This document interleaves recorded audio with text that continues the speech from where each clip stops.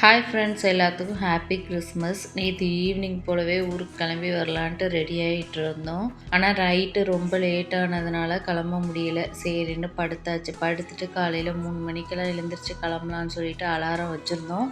சுத்தமாக எழுந்திரிக்கவே முடியலை. அலாரம் அடித்து 3 வாட்டி ஆஃப் பண்ணி தூங்கிட்டோம். அப்புறம் 6 மணி போல் தான் எழுந்திரிச்சு கிளம்ப ஆரம்பித்தோம். வர்ற வழியில் கிளைமேட் ரொம்ப ஜில்லுன்னு சூப்பராக இருந்துச்சு. வர்றதுக்கே அப்படியே ஊருக்கும் ரீச் ஆகிட்டோம். உங்களில் யாரெல்லாம் இப்படி அலாரம் வச்சுட்டு எழுந்திரிக்க முடியாமல் லேட்டாக கிளம்பி போயிருக்கீங்கன்னு மறக்காமல் கமெண்ட் பண்ணுங்கள்.